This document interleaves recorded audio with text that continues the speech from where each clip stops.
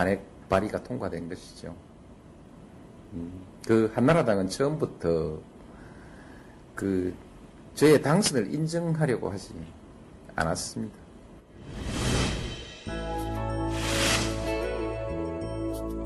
잃어버린 10년 얘기하는데 경제만 가지고 얘기를 하더라도 그 10년 전에 무슨 일이 있었느냐.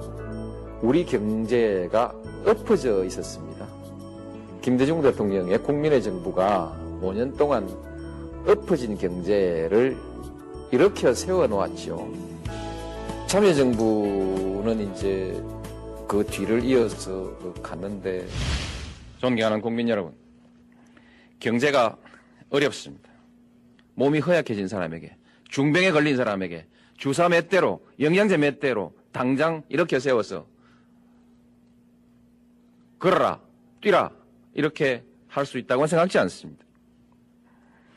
무리한 정책을 쓰다가 몇 년 뒤에 경제를 더욱 어렵게 만들었던 여러 차례의 경험을 우리는 가지고 있습니다.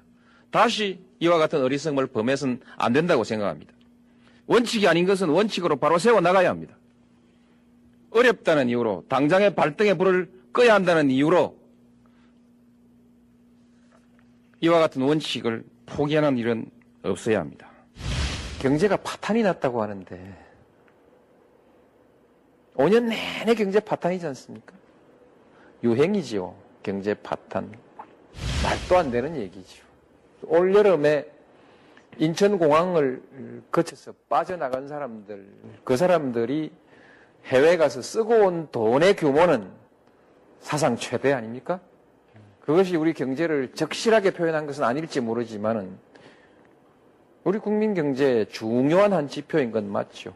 왜 하필이면 주식 가격은 인정하지 않아요? 주식 가격은 우리나라 기업의 미래 가치에 대한 우리 기업의 미래 가치를 반영한 것이 주식시장의 주식 가격이죠. 2004년부터 2005년, 6년 사이에 외국 투자자들은 우리 주식시장에 많은 투자를 했고 우리 국내 투자자들은 투자를 많이 안 했습니다. 그래서 해마다 5월달이 되면은 또 이런 보도가 나오죠. 우리나라 주식시장에서 외국인들이 이만큼 벌어간다. 국민 배 아프게 만드는데 한글 신문 보는 사람이 누가 투자하고 싶겠냐. 결국 그렇게 됐고 그 사람들은 지금 엄청 벌어서 경제는 심이라고 하는데 경제가 망한다고 하는데 누가 투자를 하고 누가 소비를 할 수 있겠느냐. 전혀 책임 없이 보도하지요. 대통령 깎아먹으려고 우리 경제까지 깎아먹었어야 되겠냐.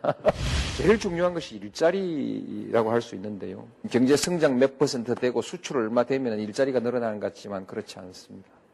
무너진 중산층이라든지 불안해진 일반 그 직장인들의 문제들을 오로지 성장만으로 해결하자고 소위 70년대, 80년대 노래를 그냥 반복해서 부르는 사람들이 있지 않습니까? 경제 성장에 관해서는 우리나라 경제하는 사람, 정치하는 사람, 언론, 국민 모두가 생각을 좀 다시 해야 됩니다. 중학교 때 내가 매년 10cm씩 이렇게 컸다고 대학생도 자꾸 10cm씩 커야 된다고 그렇게 생각하면 그것은 맞질 않죠. 한국 경제도 이미 OECD 국가지 않습니까? 성장률이 그 수준에 맞게 조정돼야 되는 것이죠. 그 수준을 무리하게 뛰어넘으면은 인플레라든지 금리 상승이라든지 이런 많은 문제가 발생할 수도 있습니다.